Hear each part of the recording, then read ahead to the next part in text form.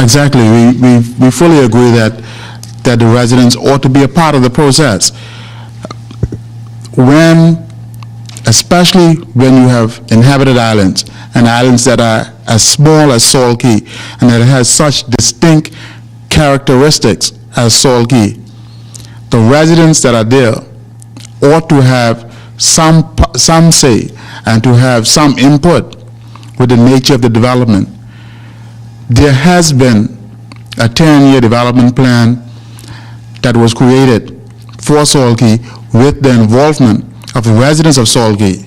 This project is completely contrary to the elements of that agreement that the residents of Salt Key were party to and that they agreed. And I believe that that too has resulted in their feeling, because again, they have been betrayed, where they have been a part of a process where they were able to give their feedback and to let you see how they would like their island to look 5 years, 10 years from now.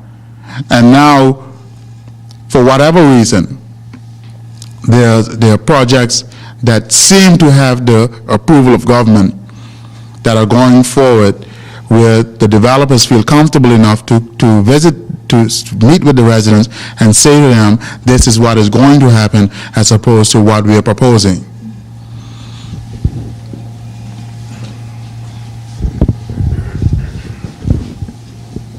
Hey, good afternoon. Honorable Salva, in relation to your comments about the people being betrayed by the PNP government in relation to some parents not able to send their children to school and unemployment and so on, how much of this can you actually blame on the government as opposed to maybe economic downturn?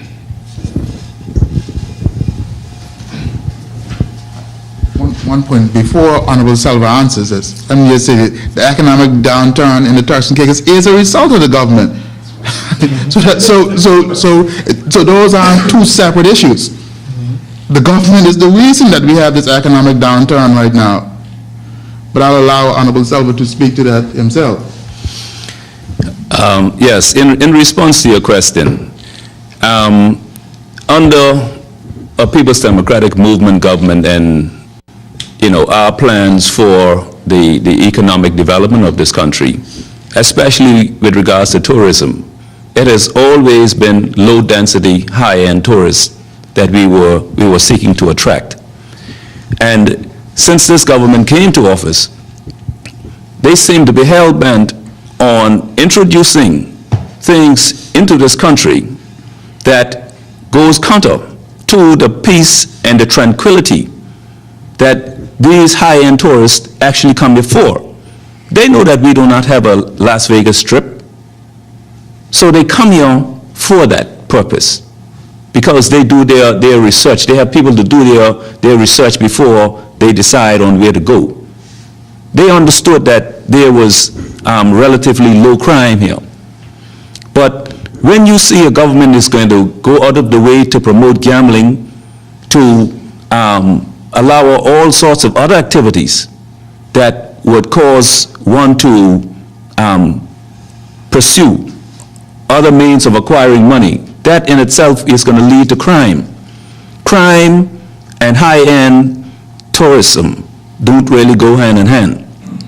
They are opposed to each other. And when you see a government is going to introduce a policy or legitimize a policy that permit developers to bring in, import 100% of imported cheap labor and deny Turks and Caicos Islanders an opportunity to work on some of those projects, then the fact that some of our workers are unemployed can be clearly laid at the feet of the government, because they permit it.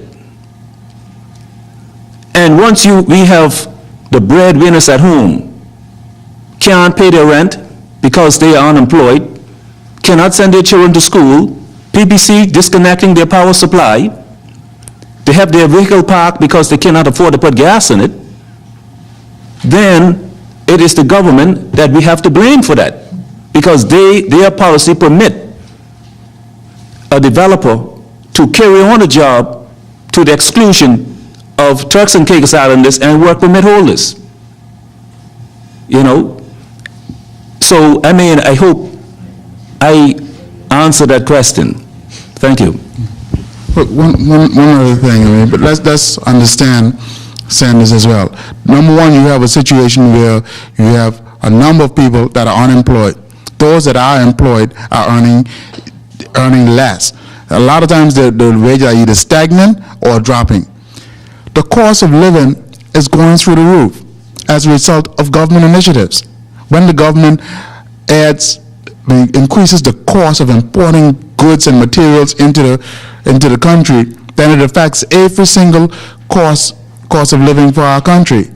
When you have people that earn the same or earn less and have to pay more, where do they get money to go and spend for groceries, or to buy a newspaper, or to go and put fuel in their vehicle? And when those businesses feel the impact of a stagnant economy, how do you expect them to keep on staff? How do you expect them to give increases in their salaries? So it's a cycle that has been started a few years ago with the government increasing the tax on gas, on fuel importation. It has continued with them increasing the port security charges. It has increased with them trying to privatize the stevedoring as opposed to allowing the importers to carry their own costs. It continues to increase with the increase in the cargo duties. So every step of the way, they're the ones that have been increasing the cost of living and have, by their actions, slowed this economy. Through their inaction or their lack of vision, I believe we've seen slowing in our tourist numbers. There are persons that come to the Turks and Caicos for an experience. There's a certain experience that we sell. The trend of development as of late seems to go against the experience that people have come to become accustomed to in the Turks and Caicos Islands. That is not to say that there are not other places in the Turks and Caicos where they can still have that experience.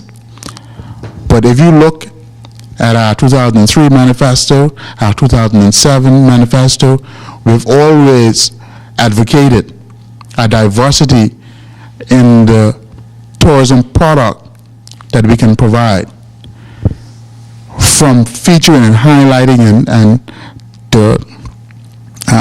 the natural ecological aspects of North Caicos, and highlighting some of the natural beauty of Middle Caicos and the caves and the rolling hills and the people that want to go hiking, to marketing ourselves to the traveling fishermen, people that want to go on fishing vacations in South Caicos, looking at the historical and preserving and promoting the historical aspects of islands like Grand Turk and Salt Key and the dive sites around those islands. Those are things that this government has strayed away from. In fact, through their own actions, they've destroyed dive sites in Grand Turk. All right? Through the actions that they're taking in Salt Key, they're destroying some of the historical